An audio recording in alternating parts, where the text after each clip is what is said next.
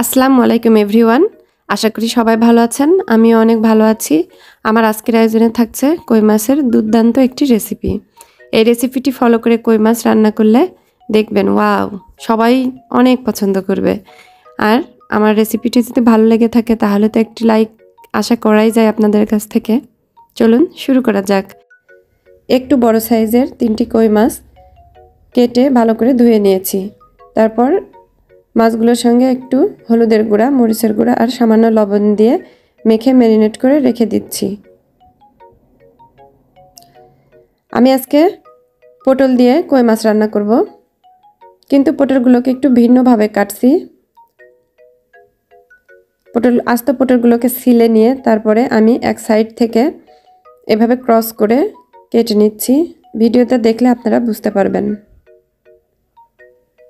এইভাবে পটল রান্না করলে কিন্তু দেখতেও অনেক সুন্দর লাগে, আবার খেতেও অনেক টেস্টি হয়। আমি এইভাবে পটলগুলোকে কেটে নিয়েছি। এবার ধুয়ে পটলগুলোর মধ্যেও একটু লবণ, সামান্য হলুদের গুঁড়া, মরিচের গুঁড়া দিয়ে মেখে ম্যারিনেট করে রেখে দিচ্ছি। একটি প্যানে তেল গরম করে তার মধ্যে আমি কই মাছগুলোকে ভেজে নিচ্ছি। অতিরিক্ত গরম তেলে কই মাছগুলো দেওয়া যাবে না, তাহলে কিন্তু কই মাছটা শক্ত হয়ে যাবে। মিডিয়াম গরম তেলে কই মাছগুলোকে আমি ভেজে নিচ্ছি।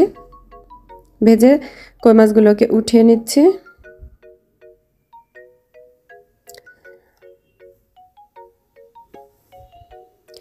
এখন আমি পটলগুলোকেও ভেজে নেব।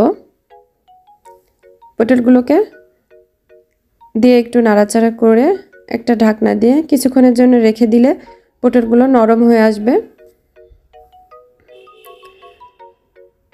পটলগুলো নরম হয়ে আসলে আমি একটু চাপ দিয়ে দিয়ে পটলগুলোকে ভেজে নিচ্ছি। যেই সাইডে কেটেছি তার অপোজিট সাইডে আমি চাপ দিয়ে পটলগুলোকে ভেজে নিচ্ছি। দেখতেও সুন্দর লাগছে, দেখুন। পটলগুলো দেখতে এইভাবে ভাজলে কিন্তু অনেক সুন্দর লাগে। এভাবে ভেজে কিন্তু আপনারা পোলাওয়ের সঙ্গে সার্ভ করতে পারবেন এবং সাদা ভাতের সঙ্গেও খেতে পারবেন, আবার তরকারি দিয়ে রান্না করতে পারবেন। সব দিয়েই কিন্তু ভালো লাগবে। এখন পটলগুলোকে ভেজে উঠিয়ে রেখে দিচ্ছি। ওই তেলের মধ্যে আমি 2টা পেঁয়াজ কুচি দিয়ে দিলাম। পেঁয়াজ কুচিটা একটু ব্রাউন কালার হয়ে আসলে তার মধ্যে দিয়ে দিচ্ছি আদা ও রসুন বাটা। আদা রসুন বাটাকে একটু কষিয়ে নিচ্ছি। একটু পানি দিয়ে আমি আদা রসুনটাকে ভালো করে কষিয়ে নিচ্ছি, যাতে একটা স্মেলটা না থাকে আদা রসুনের। এখন আমি ওর মধ্যে দিয়ে দিচ্ছি 1 চা চামচ হলুদের গুঁড়া, 1 চা চামচ মরিচের গুঁড়া, 1/2 চা চামচ ধনিয়ার গুঁড়া, 1/2 চা চামচ জিরার গুঁড়া, আর দিচ্ছি স্বাদ মতো লবণ। এখন আমি মশলাগুলোকে ভালোভাবে কষিয়ে নেব। একটু পানি দিয়ে আবার আমি কষিয়ে নিচ্ছি। এখানে মনে রাখতে হবে যে কোনো তরকারিতে কিন্তু মশলা কষানোটা অত্যন্ত জরুরি। মশলাটা যতটা কষানো যায় ততই টেস্ট হয়। এবার আমি কিছু কাঁচামরিচ দিয়ে দিলাম। কাঁচামরিচটাকে আমি সামান্য চিড়ে দিয়েছি। দিয়ে এখন আমি কষিয়ে নিচ্ছি। কষানো হয়ে আসলে তার মধ্যে আমি দিয়ে দিচ্ছি 2টো টমেটো ফালি।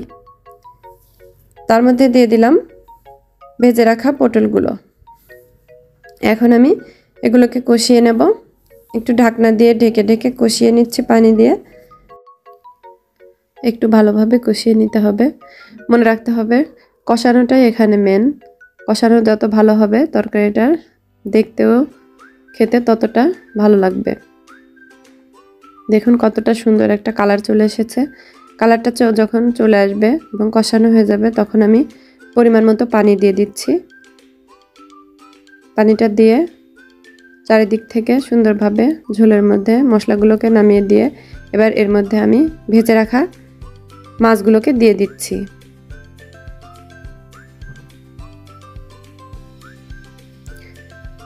মাছগুলো দেওয়ার পরে একটু নেড়ে চেড়ে দিতে হবে।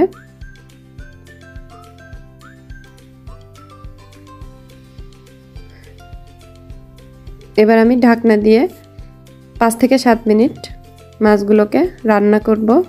ঢাকনা খুলে মাছগুলোকে উল্টিয়ে দিয়েছি। আবার একটু রান্না করার পরে এই পর্যায়ে আমি লবণটা দেখেছি, লবণ একটু কম হয়েছিল, আবার দিয়ে দিলাম। এবার ঝোলটা যখন টেনে আসবে তখন এর মধ্যে দিয়ে দিচ্ছি কিছু ধনিয়া পাতা কুচি। ধনিয়া পাতা কুচি দেওয়ার পরে একটু ঢেকে রান্না করলেই হয়ে যাবে চমৎকার একটি কই মাছের তরকারি। আমার রেসিপিটি আপনাদের ভালো লাগলে প্লিজ ফ্রেন্ডস ও ফ্যামিলির সঙ্গে শেয়ার করতে ভুলবেন না। আর বাসায় আপনারা এটা ট্রাই করে দেখবেন এবং আমাকে কমেন্ট করে জানাবেন। দেখা হবে অন্য ভিডিওতে। আল্লাহ হাফেজ।